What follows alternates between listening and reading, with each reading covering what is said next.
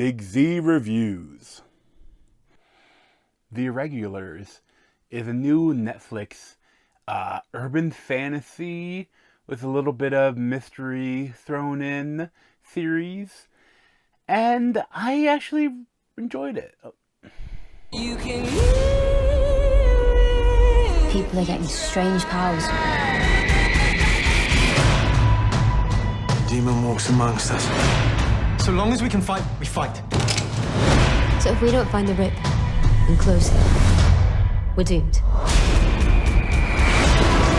So this is set in like a Victorian London, like an alternate history sort of thing where Sherlock Holmes and Watson are there, but it really mainly focused on this other young group of teenagers, and they're, for random reasons, Watson kind of enlists them to help him solve some mysteries after this dimensional rift opened up somewhere in England and was giving people that wished upon the Ouija board or otherwise giving them like weird magical powers that kind of distorts them, and they going on like murderous rampages to try to get revenge or whatever they want to do.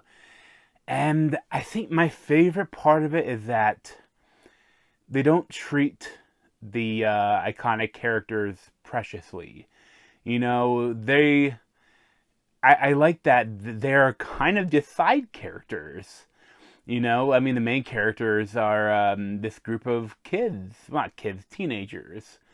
It's Mikkel David as Spike, Sadia Graham as Bee, Jojo Macari as Billy, and Harrison Osterfield as Leopold, and Darcy Shaw as Jessie. And essentially, Jessie and Bee, they're sisters, but they're all like, except for Leopold. Leopold's like a prince, but the rest of them are all like orphans. And like Jessie and Bee are sisters, and Jessie, she is a psychic. And that she's having nightmares about stuff, maybe involved with a rift, and like if she touches the person that the granted magical powers, she can find out like, you know, how they got them and why they're doing what they're doing, and like maybe how they can stop them. And I mean, it's kind of like a Monster of a Week procedural, and I think it works as that. I mean, look, like they're doing the first one is the Hound from Game of Thrones, and the CGI of the birds, like he's like an ornithologist, and his magical power, he's able to control birds, and that's probably the worst CGI in the show. The whole show is in the first episode, so it's like, ooh, maybe you should have gone with someone else for the first episode. But you know, the rest of it is pretty serviceable. They don't use CGI too much for a lot of it. And it's just, I like that, you know, like, Watson is mysterious, they don't know what his goal is, and for most of the show, Sherlock isn't even there, and that's kind of because he's hooked on opium, and he's just kind of down on his luck and doesn't want to work any mysteries anymore. That's why Watson needs the help with the Irregulars.